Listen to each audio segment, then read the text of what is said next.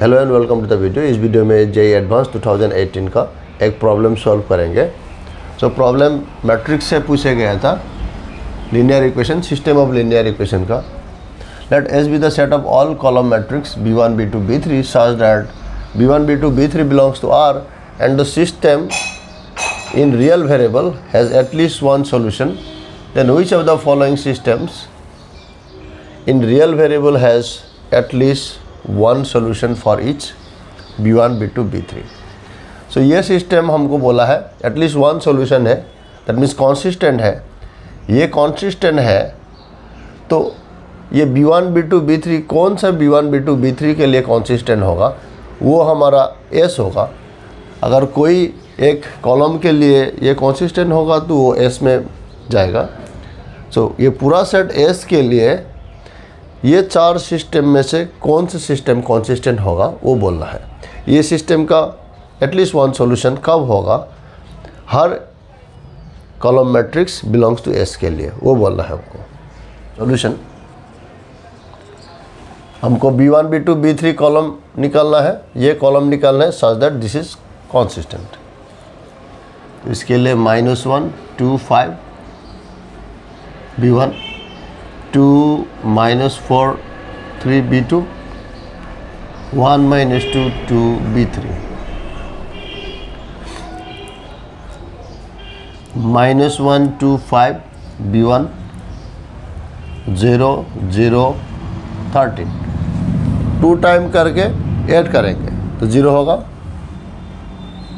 b2 + 2b1, 0 0 7, b3 + b1,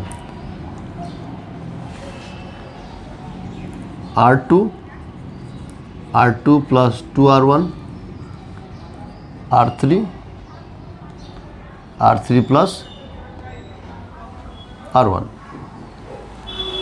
अब फिर करेंगे क्या, यहाँ पे 0 बनाएंगे, -1 2 5 b1, 0 0 13, 0 0 0, b2 + 2b1, b3 + b1, -7/13, b2 + 2b1। सो यहाँ पे क्या क्या है, r3 को r3 - 7/13 r2 कर दिया तो ये 0 हो गया। तो ये सिस्टम कॉन्सिस्टेंट होगा अगर ये राइट हैंड साइड का ये पार्ट 0 हो जाए। ये सिस्टम जो गिवन सिस्टम था वो कॉन्सिस्टेंट होगा अगर b3 + b1 -7/13, b2 + 2b1 = 0 होगा। सो 13 b3, 13 b1, 7 b2, 14 b1 = 0। That means b1 = उधर कर दिया, b1 = 13 b3 - 7 b2। सो b1 = 13 b3 7 b2। ये कंडीशन सेटिस्फाई होने से ये सिस्टम जो गिवन सिस्टम जो था वो कॉन्सिस्टेंट होगा। देयरफॉर S में क्या कौन से कॉलम रहेंगे, S = ये सब कॉलम रहेंगे। ये दोनों फ्री वेरिएबल है, b1 ये दोनों से कंट्रोल्ड है। So suppose b3 and b2, 13 b3 7 b2, so that b1 b2 b3 b2 b3 belongs to R। ये हो गए हमारे कॉलम्स जिसके लिए जो गिवन सिस्टम था वो कॉन्सिस्टेंट होगा। अभी ये हर एलिमेंट इन S के लिए ये सब ये चार सिस्टम में से, चार सिस्टम ऑफ इक्वेशन से कौन से कॉन्सिस्टेंट होंगे। पहले A में देखते हैं। अगर ये determinant left hand coefficient matrix का डिटर्मिनेंट अगर नॉन जीरो हुआ तो हर b1 b2 b3 के लिए सिस्टम का सॉल्यूशन रहेगा एंड यूनिक सॉल्यूशन मिलेगा। तो अब ए में क्या है,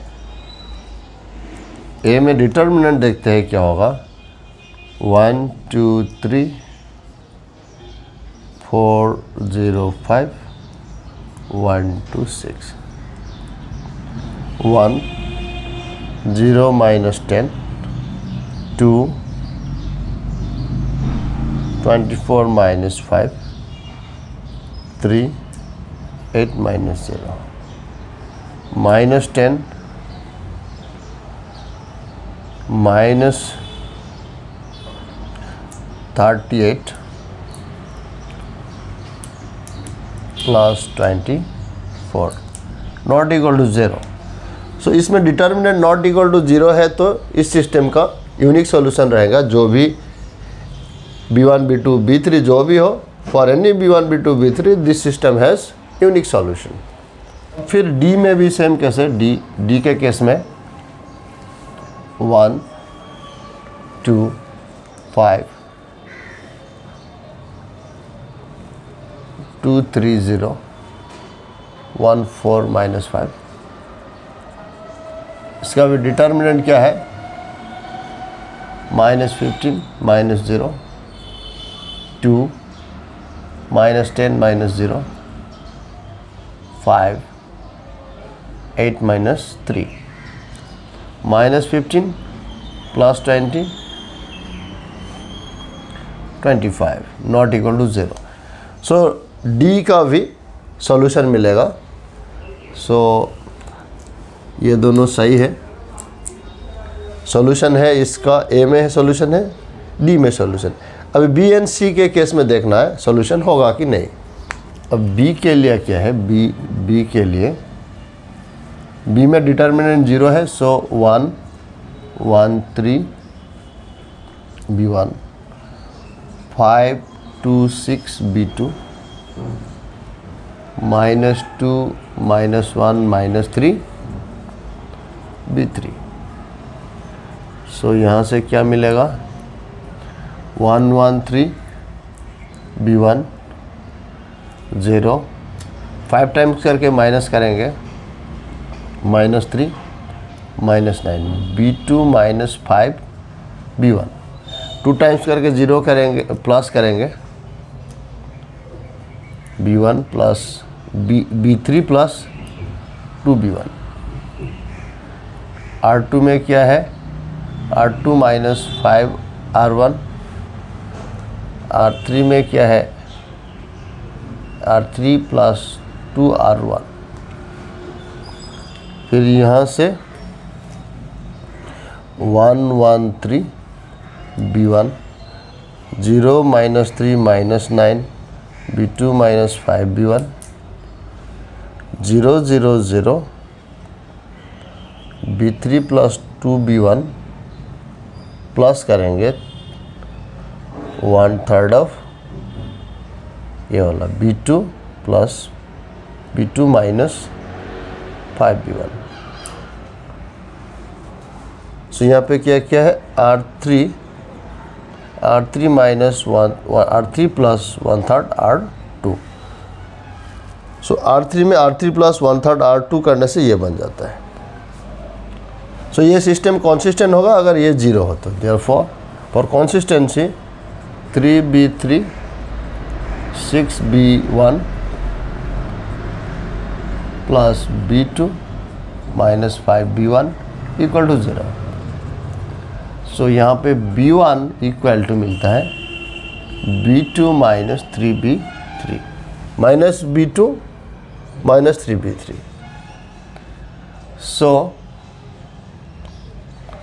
यहाँ से अगर एक वैल्यू लिया गया S611 belongs to S and जो 611 है ये कंडीशन सेटिस्फाई नहीं करता है। सो b1 का वैल्यू 6 इक्वल टू -1 -3 ये नहीं हो रहा है। सो S का हर एलिमेंट के लिए ये सिस्टम कॉन्सिस्टेंट होना होता है और ये सिस्टम ये B सिस्टम कॉन्सिस्टेंट होगा अगर ये कंडीशन सेटिस्फाई हो, लेकिन ये कंडीशन S का ये एलिमेंट सेटिस्फाई नहीं करता है। हमको बोला क्या है, एस का हर एलिमेंट के लिए ये जो सिस्टम है कंसिस्टेंट होना है। सो एस का एक एलिमेंट के लिए कंसिस्टेंट नहीं हुआ तो बाकी का केस नहीं आता है। सो ये हमारा इस सिस्टम का सॉल्यूशन नहीं होगा for every column matrix belongs to S के लिए, ये रॉन्ग है। उसी प्रकार सी देखेंगे, उसी प्रकार सी के लिए क्या है, -1 2 -5, यहाँ पे भी डिटर्मिनेंट 0 है। डिटर्मिनेंट नॉन जीरो होने से तो इस सॉल्यूशन मिल जाएगा। 2 -4 10 B2 1 -2 5 B3।